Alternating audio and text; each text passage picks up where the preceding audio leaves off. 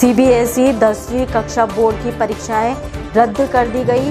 वहीं कक्षा 12वीं सीबीएसई बोर्ड परीक्षाएं भी टाल दी गई है। प्रधानमंत्री नरेंद्र मोदी ने मीटिंग के जरिए इस बात पर फैसला लिया है। आपको बता दें कि पिछले कुछ दिनों से इस मामले में अटकलें भी लगी थी।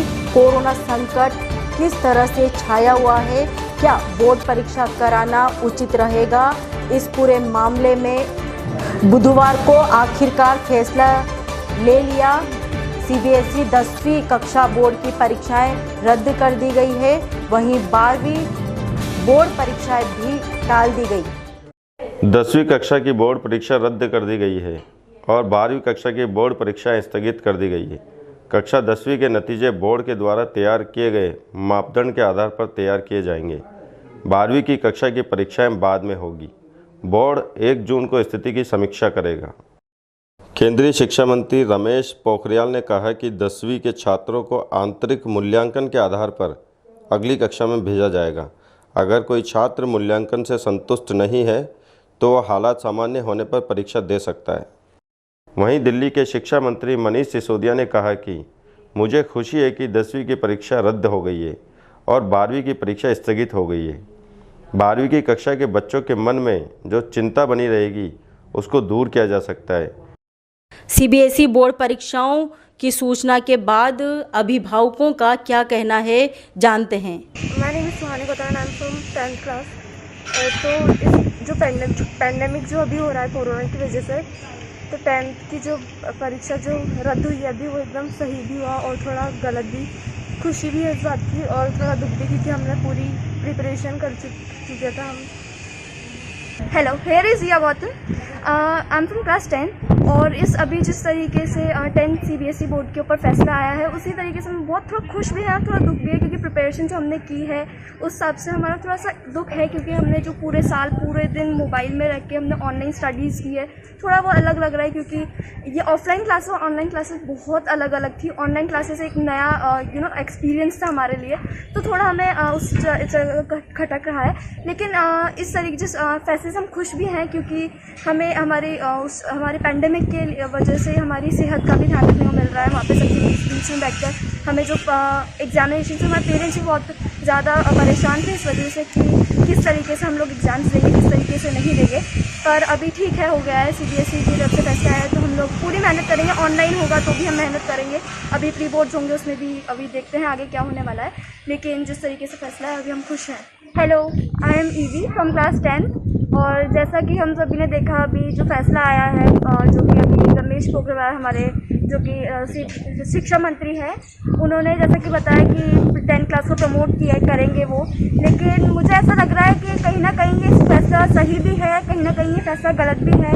मेरे हिसाब से बच्चों को जो टाइमिंग उन्होंने दी थी वो ठीक थी, लेकिन जो जिस तरीके से हमने देखा कि है ना पैंडेमिक था, तो उस वजह से हमारी पढ़ाई थोड़ी ठीक न हो भी गई, लेकिन इतनी अच्छी नहीं हो पाई। तो बस यही है मेरा कहना कि जो उन्होंने फैसला लिया है वो सही है उनकी जगह पर।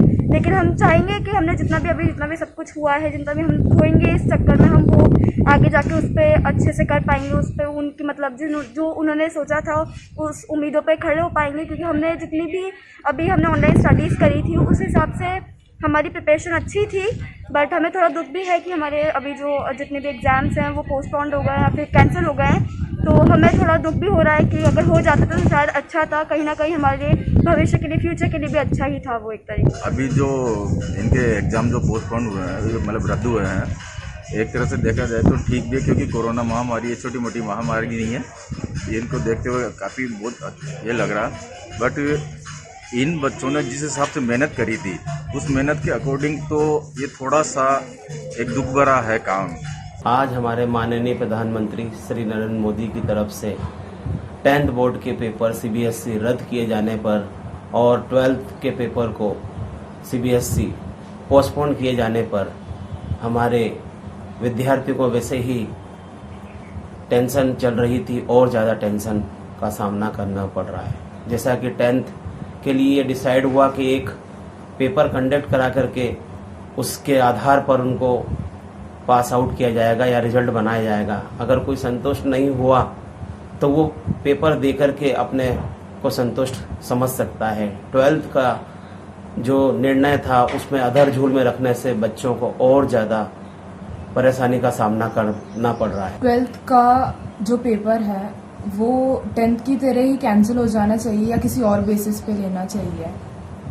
हमको ऐसे बीच में झुला दिया गया है, हम इधर के भी नहीं रहे उधर की भी नहीं रहे, तो वो 10th जैसा ही हमारा भी कैंसिल हो जाना चाहिए था।